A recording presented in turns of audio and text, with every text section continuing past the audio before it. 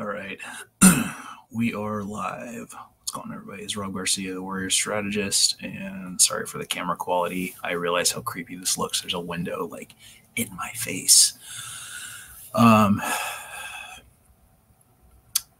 at you guys live from Eureka, California, Humboldt County, testing out the setup at my grandmother's place.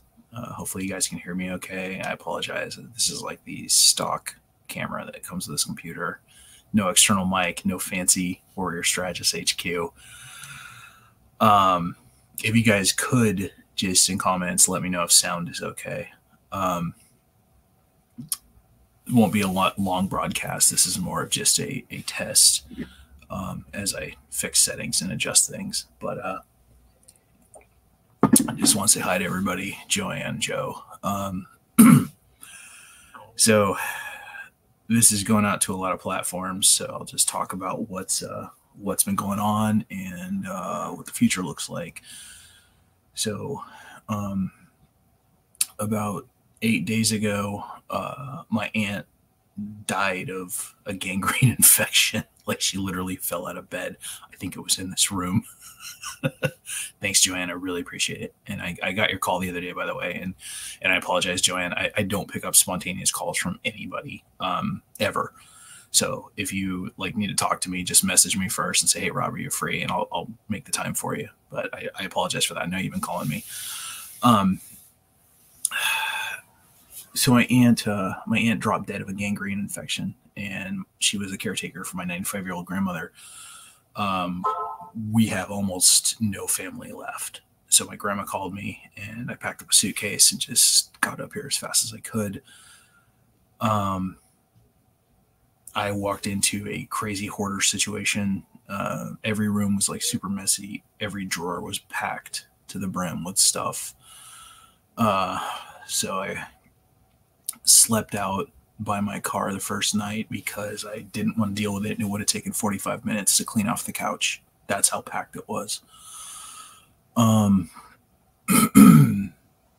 grew up in a hoarder house with a different relative, and it was awful. It was actually worse than what it was here, which is crazy. Two sides of the family, and both of them are dealing with hoarder stuff. I'm going to do a whole nother episode about hoarding and probably interview Tammy Moses, but I reached out to Tammy. She specializes, she runs Homes Are for Living LLC. And Tammy helped me with strategies.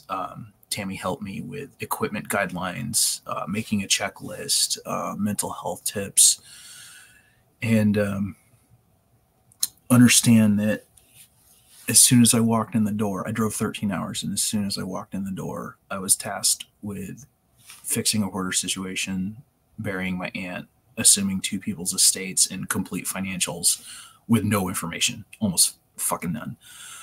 And then arranging a caretaker for my grandmother, getting, state funding for it, learning about all the different agencies, and then taking care of two of my aunt's vehicles and trying not to lose my fucking mind. All this was like the minute I walked in the door.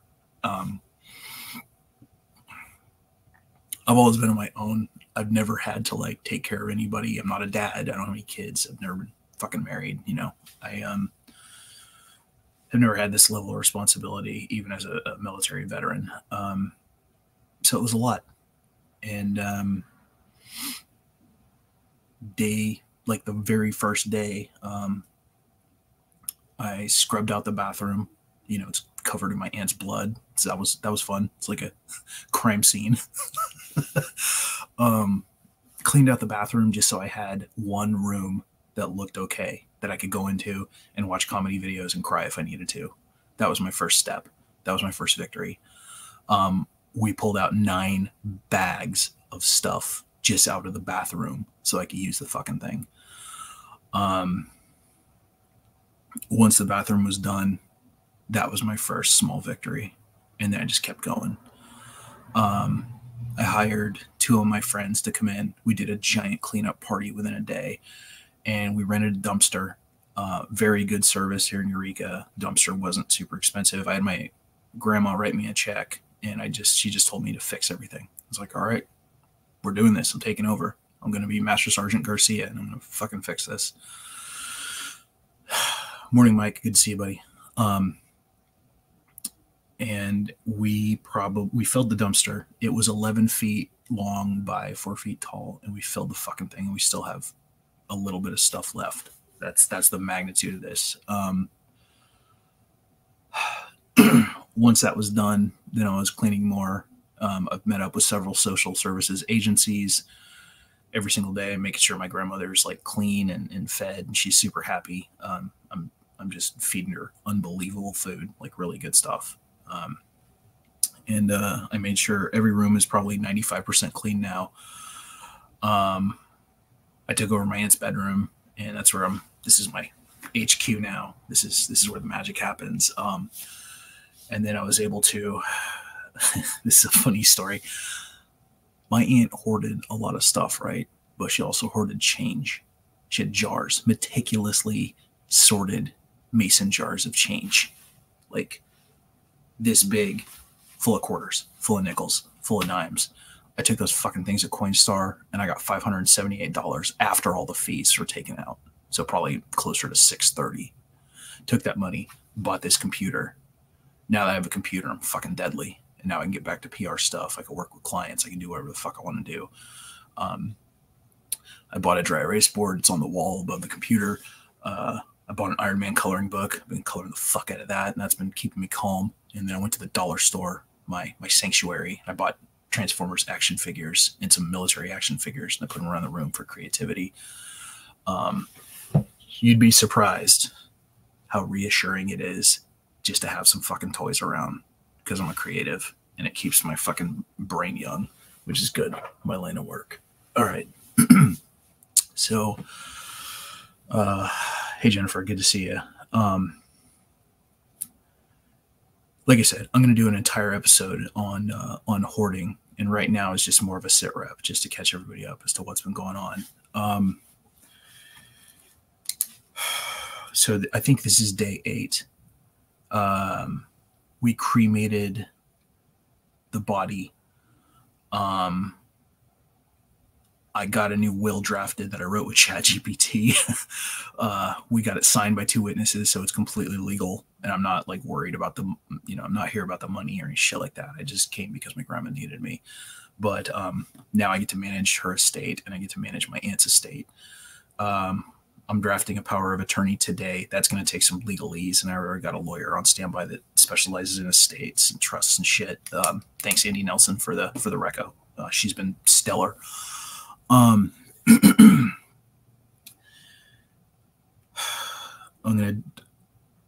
gonna donate my aunt's non-working truck to like one of the thrift agencies. They'll come get it and give me a tax write-off. And then my grandma / aunt shared a car that works, a Hyundai. So I'm gonna fix that fucker up, and then keep that, title it out or sell it. I'm still debating. It was just, the biggest thing is just the sheer amount of decision making I had to do.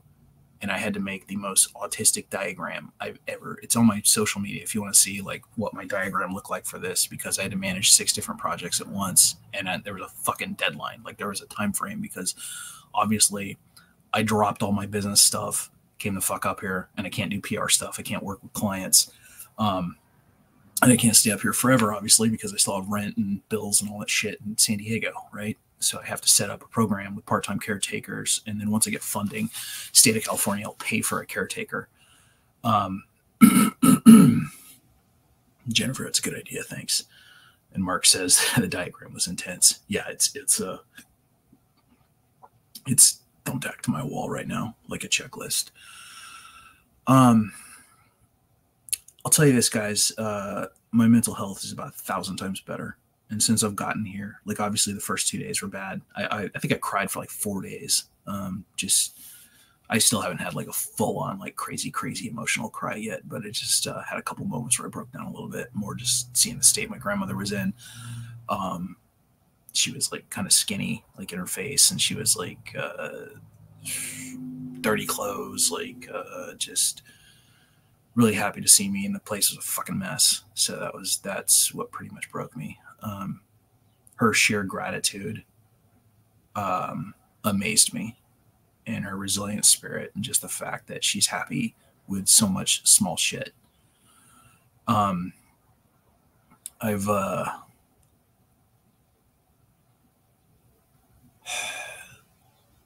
I set up a routine, and once I start seeing patterns and I start understanding like the day to day of the household, I can then start making tactics.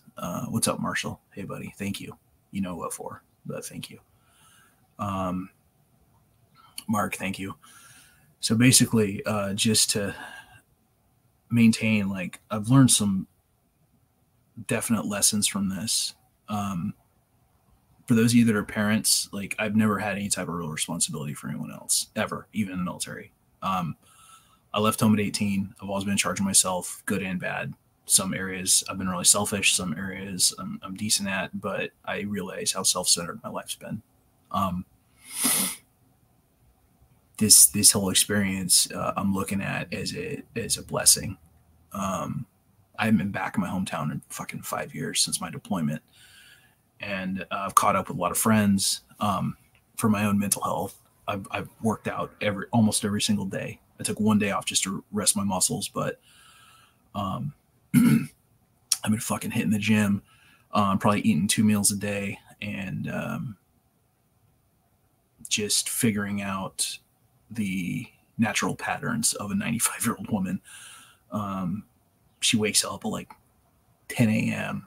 She wants coffee, and she wants her fucking newspaper, and she wants to sit in her chair, and then she's gonna read all day, and then at night she's gonna watch fucking Shark Tank. And I hate Shark Tank. I want to fight Mr. Wonderful. He's such a dick. I don't have cable at my house. I've never had cable. I don't watch TV, but my grandma loves trashy fucking shows. So we're working on that. And she loves falling asleep to NPR to drown out everything. And she sleeps like 10, 13 hours a day. I'm kind of jealous, actually.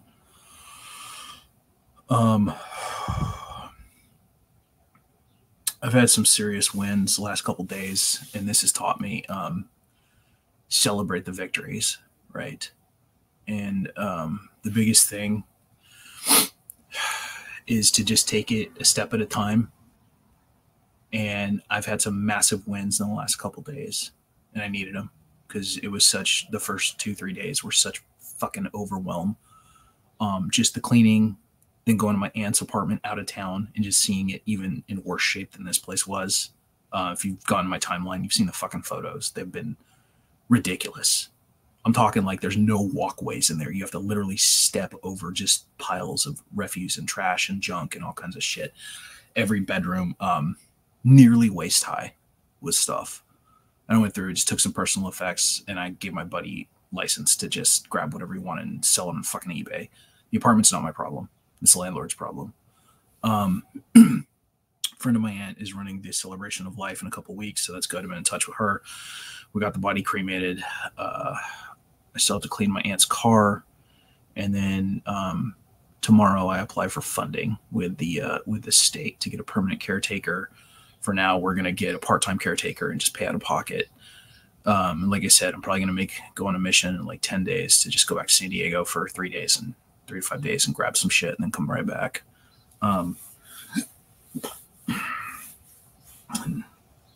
Yeah. Mark says his grandma's house was similar when he went to go clean it up and organize stuff everywhere.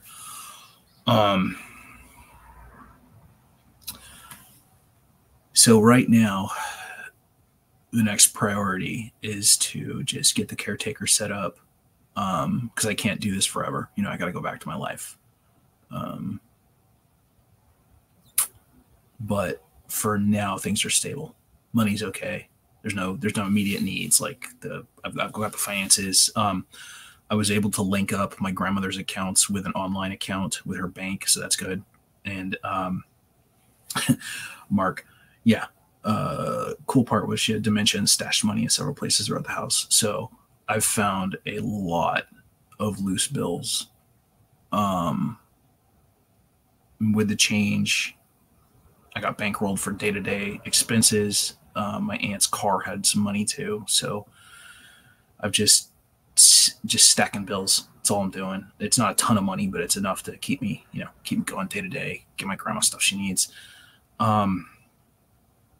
So for those of you guys that are watching this, and then some of my buddies came through financially just to help me with some small time loans and shit, small term loans. And thank you. You know who you are.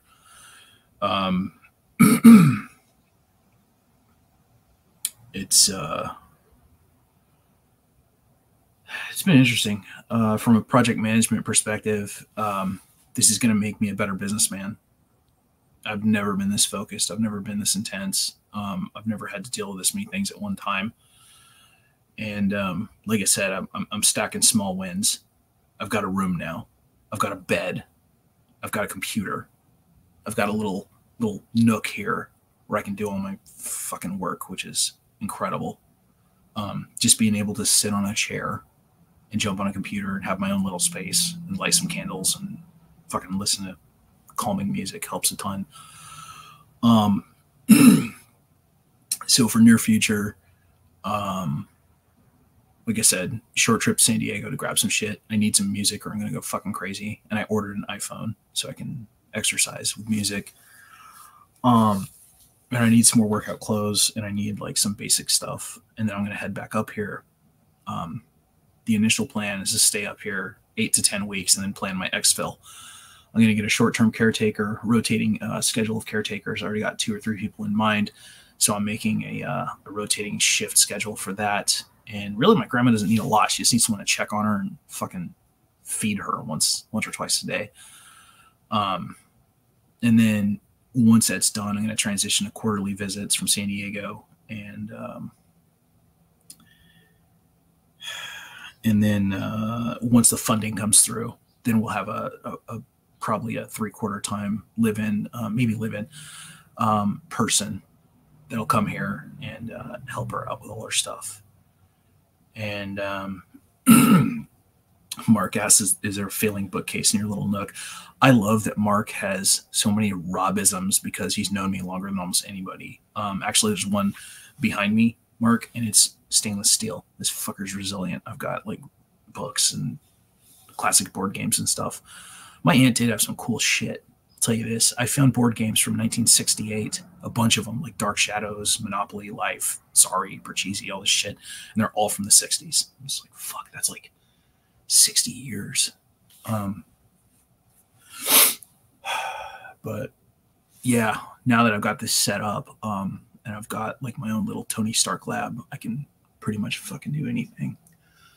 I feel a lot better about stuff. I've got like dry erase boards and I'm just handling stuff sequentially, just tapping into the autism and just fucking planning out, goal, tasks, execution. And things are getting better. Like I said, I had 6 different objectives and 2 to 3 are completely done. And then I'm working on about 2 or 3 more, but the hardest stuff's over. Just the biggest part with this was just short-term fixes. Just, hey, prioritize rack and stack, grandma's safety, grandma's health and hygiene, setting up long-term care, talking to the agencies, and then just getting the fucking house serviceable, clean, manageable. And now that I have a computer, I can do PR stuff for people, which is great. All right, so somebody wrote me, and they're like, hey, try and do something fun today. Like fucking hell, I will. I'm gonna keep. I went out last night and had a bowl of chili and a couple of beers, and that was my Saturday night. I was actually really happy with it. I'm gonna keep this pace for a while. I'm not in danger of burnout. I'm actually doing a lot better now. But I'll tell you, for those of you guys who are watching this, exercise, plan stuff out, and then small things. Be out in the sun, go for walks, play with animals, smile at kids, just small things, man. All of these help with stress management.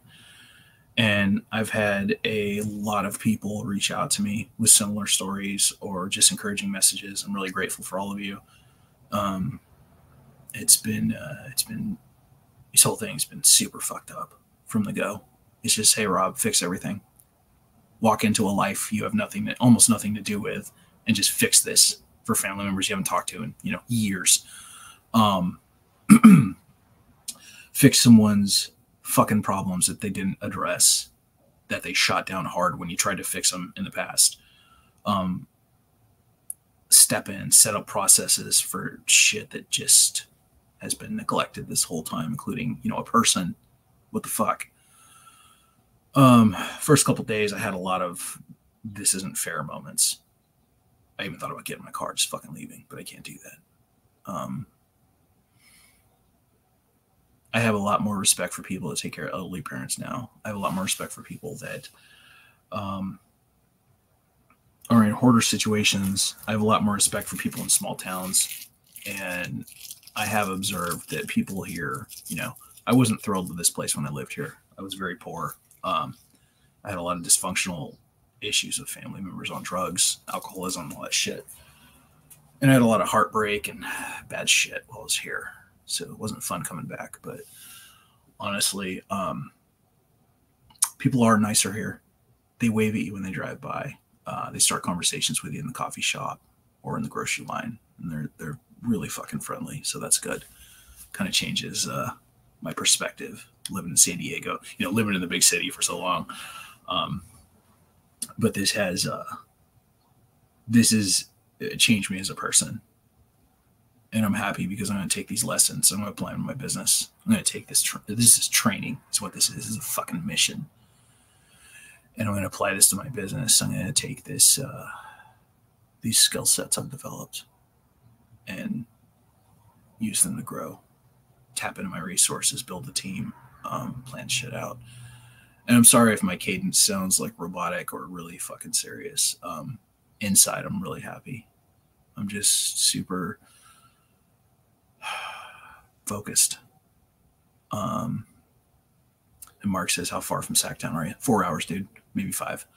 Humboldt County is the northwest tip of California. And it's on the coast. And I'll tell you guys one thing. It is motherfucking cold here. I've forgotten. Like, I go to San Diego and I run at the beach at like 5 in the morning. And everyone's like, oh my God, you're so amazing. How the fuck do you do that? And I have forgotten how cold this fucking place is. Like right now in my room, I can see my breath. It's been hailing. It's been raining on and off for like 7 days. I have 4 blankets in my bed and I'm still cold. And I fucking dig it. Because I'm one of those weirdos that takes cold showers every single day. But I've forgotten where I learned all this from. And it's from fucking Humboldt County. I've forgotten what real cold feels like. And it is savage. I dig it though. Going running in shorts and a tank top. And the one good thing about really cold weather, and this isn't like East Coast or Arctic or Minnesota cold, I know the fucking difference. There's not snow. There was hail, but the one good thing about really cold weather is it's a good calorie burner. Like you'll burn off calories fucking fast. This is like survival country, which is probably what I needed. I was probably getting a little soft in San Diego. What's up, Joe? Good to see you. And Mark, nope. There's no support team here. I'm the sole man on the ground. When I get back to San Diego, then I can start calling in the concierge, living my best Air Force life.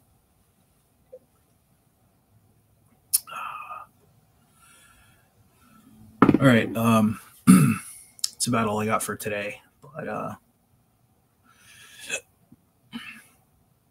remember to celebrate the wins. Remember that exercise is a great form of stress relief.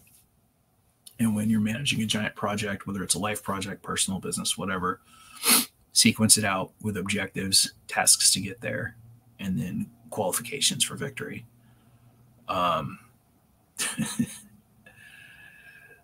Hey, Bart, what's up, man? Yeah, the DFAC. God knows that nobody goes to the gym, but the DFAC is like paradise. You're going to walk in, you're going to be like, oh, shit. The Air Force actually takes care of its troops, which is amazing, at least on the dining facility part of the house and lodging. All right, guys, that's all I got for now. I don't want this to go too long, and I got to go for a fucking run. I have a computer. If you need business stuff, reach out. I don't want people hesitating to contact me because of the situation I'm in. I actually welcome communication. I actually welcome people reaching out like someone is now. So thanks so much, guys. Talk soon. As always, stay famous. See you next time.